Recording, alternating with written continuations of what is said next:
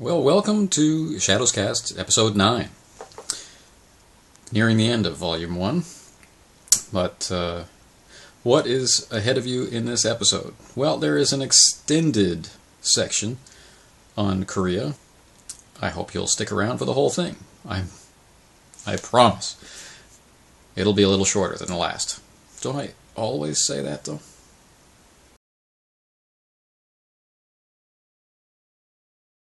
For this segment, we are in the subway system in Seoul. This is Gwanghwamun Station, where the ancient palace Gyeongbokgung can be found. This is quite an elaborate station. There's an art gallery in it and a variety of other things. But even though it's quite wonderfully laid out and decorated, you'll still find peddlers. But if we head out onto the street, you'll get a sense of scale of one of the downtown areas. All right, now I've chosen 2 o'clock in the afternoon to be here, so that it's a light amount of traffic. Okay, please notice the ramp and the steepness of the stairs. Okay. And we're coming out onto a big boulevard that, if you've watched any major international sporting events based in Korea, you've definitely seen. We're looking the wrong way. So what we're looking at, where all the newspaper offices are, and some of the major international hotels. Seoul has a large canal dug through the middle of it, and that large red and blue piece of art marks its terminus. It used to be covered over. That's for another video cast. Okay, so looking this way down at the end of the boulevard is the main gate to Gyeongbok Palace, Gyeongbokgung. Right? And the figure you see on the pedestal in front has been there for decades. That is a famous military figure. You'll hear him referred to as a general and as an admiral. The truth is a little bit in between. That's Lee Sung-shin, who is famous for his success against the Japanese and for his overseeing of the creation of some of the world's first armored sailing vessels, which destroyed a large Japanese armada.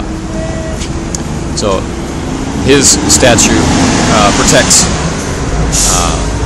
this area and inspires all. Now, a more recent statue is beyond him. You can see it in gold. And that's King Sejong. You'll see it once the bus moves. That's King Sejong.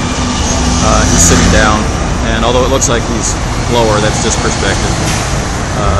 King Sejong is responsible for many things in Korean history, not the least of which is overseeing the creation of their own alphabet.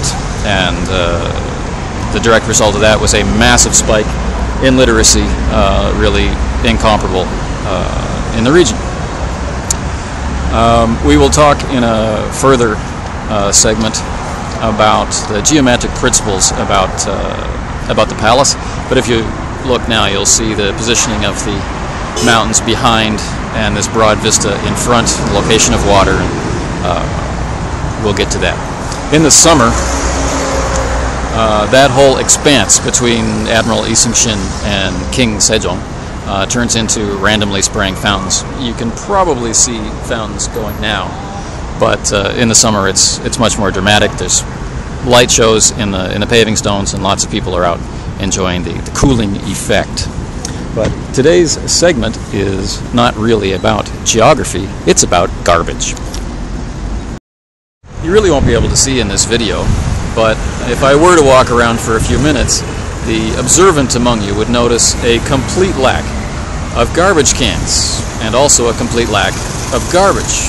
But if you check in the distance behind me, well, that man there with the green broom and the orange container, he's sweeping the streets. Now, he works for this building, and he'll be here pretty much continually throughout the day, but he's not alone.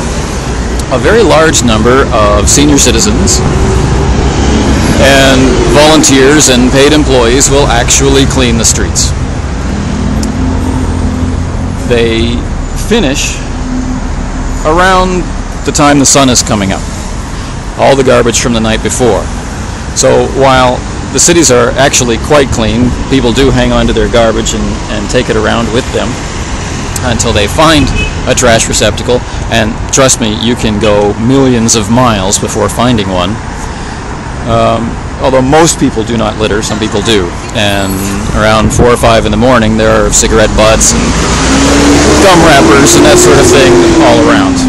But come the next morning, all of it will be swept away and carried away by an army of garbage workers.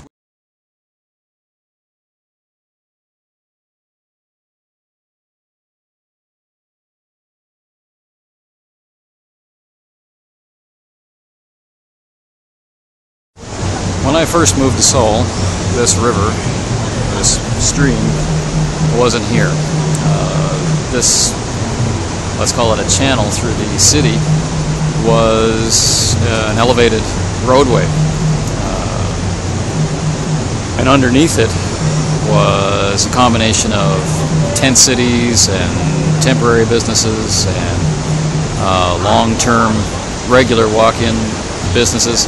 It was almost an underworld, but above ground, but day to day in darkness. The current mayor, the current president of Korea, while he was mayor of Seoul, decided that it was time for some artistic improvement of the city. And similar to projects which had been done in Tokyo and elsewhere in Japan, they decided to uncover this covered stream, and it runs through the heart of the northern part of the city and winds up in a large park with a zoo and that sort of thing. And it's really quite impressive. You can see it stretching on behind me, numerous bridges and the like, but we're at its head right here. And as you go down the length of it, there are sculptures and art exhibits. There's always something cultural going on, and you know, daytime or nighttime or both. It's quite interesting. Before this was all here, before this was revitalized, it was a pretty dodgy area. This was the place you would come to find old blues albums.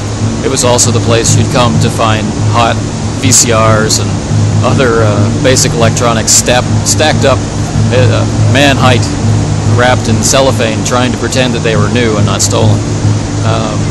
It was an interesting area, and its character would change block by block as you would go. If you were looking for, you know, audio cables, or you're looking for a certain type of wood screw or plumbing fixtures, this was the place you would come. But then a couple of streets next to that was definitely a very hot black market. All of that's gone, and the political ramifications of this revitalization and urbanization project, or gentrification project, were pretty severe, but are pretty much forgotten now. Interesting aspects to this area are, of course, the archaeological finds, and that would be an excellent thing to do for a generation game, where a group of characters were to have hidden something in a basement or a cellar or in the stream itself or in the foundations of the old bridges, which were all found as this project was underway. Something hidden there might turn up again in the present, or, you know, if you're playing in a World of Darkness game, you know, such as Kindred of the East, somebody coming looking for something that they knew used to be here, and then to arrive and discover that, you know, such significant changes have been wrought in everything they remember. You know, same old stuff, but with a different city.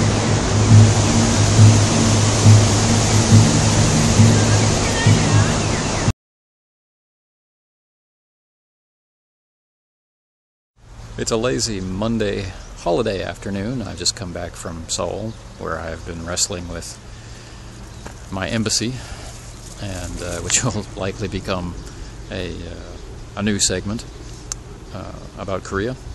But this is not a segment about Korea.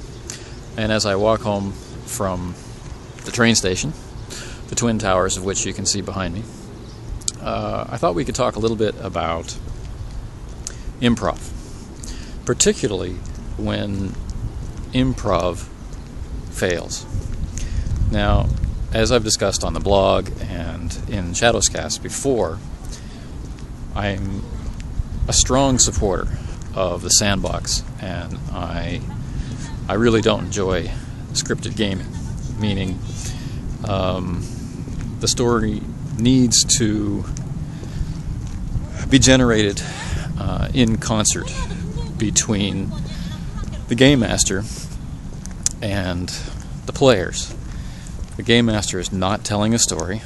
The game master is setting a stage, and then what happens, happens.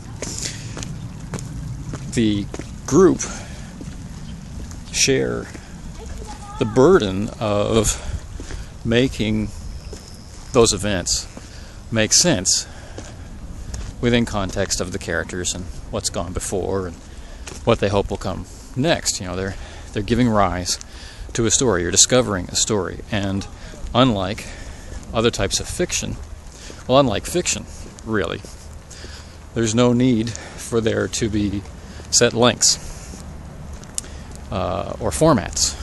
The game lasts as long as it lasts. So that's the foundation for those who haven't heard my position before. But improv, or winging it, can be antithetical to that. And what I mean is that although the game master will know the world inside and out, and the players will grow ever more familiar with it, there are times when not being, let's say, prepared. It's not the word I want, but let's say that.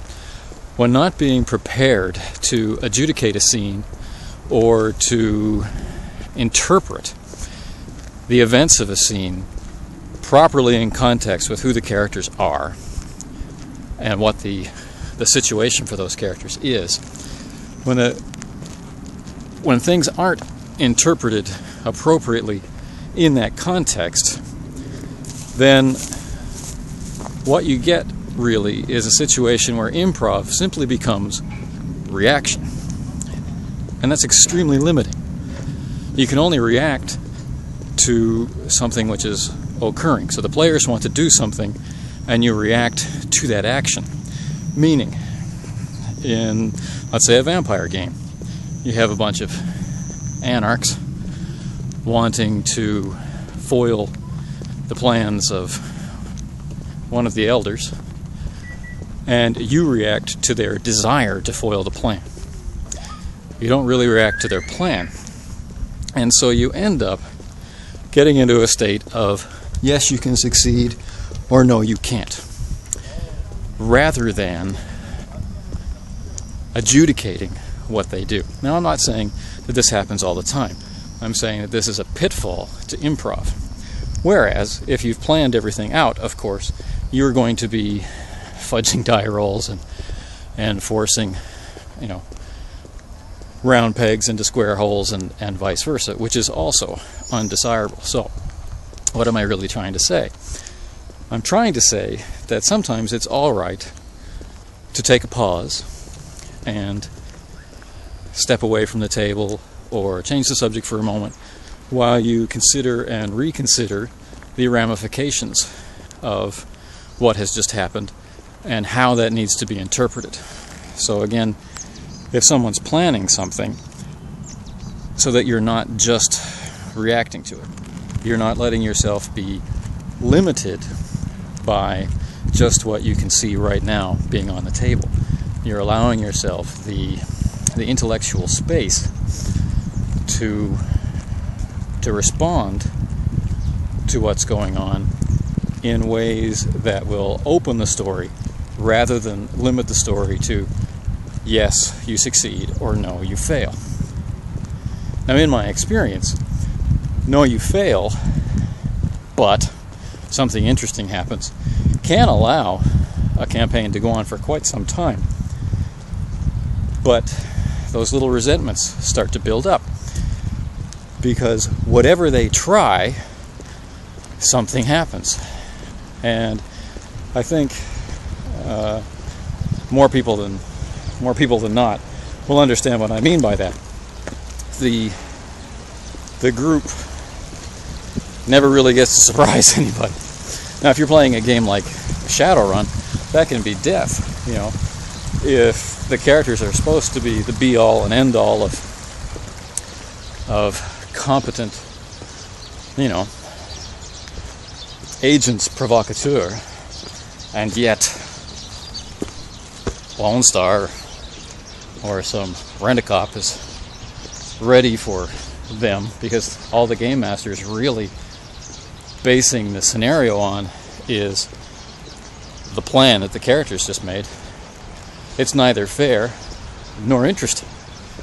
It's, we tried this and we got hosed. And that kind of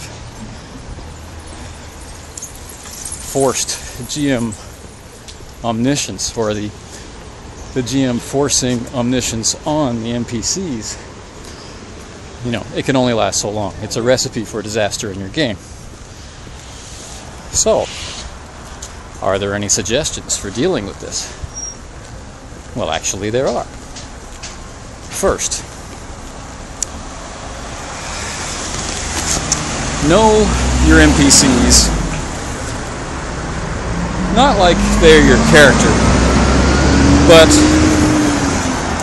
be aware of how much they could possibly know, both in terms of information sources and time. And be honest about it. Your instincts as a game master will be to make the scene interesting, and challenge is automatically interesting. And that's how you can, in the heat of the moment, trick yourself into screwing your players. But you're not their adversary. You're the referee of the universe in this context, in this sandbox kind of experience. You're not running them through a scenario where there's a right answer and a wrong answer. You are adjudicating actions that happen, both by the NPCs and by the characters. So, with that firmly in mind, it becomes a little easier to properly judge what it is that you should be doing when they are proactively interacting with your universe. You want them to be proactive. And one of the most discouraging things for a proactive player is to say, great, you're proactive. Here's how I'm going to mess you up today. Right? You didn't think about this, you didn't think about this, you didn't think about this. But this cat who's wearing a polyester uniform and getting paid $4 an hour, well, he did think about all of those things and he stopped you. It's just not good. Right? So what can they know? What should they know? Now, if your players legitimately outfox your NPCs, let them. Let them as many times as is reasonable. But eventually, somebody is going to hire somebody else who can meet them more on their own level. And that's where really interesting things can happen. And that's where things like a nemesis or a recurring villain can have some meat. You can't just stick a character in there and say, okay, here's your recurring villain, you have to find him awesome and challenging, he's your Moriarty, go. That just doesn't work. You need to build it, prepare it. So they have a certain amount of success, earned success. If they screw up on their own, fabulous, let them enjoy that. If they legitimately succeed, let them enjoy that. And then as you escalate the campaign, they find something that they can sink their teeth into and give it a good shake. And that may turn out to become a fabulous and memorable villain. All because you were willing to step back and just adjudicate, not react and go for drama that seems like it might be a good element right now.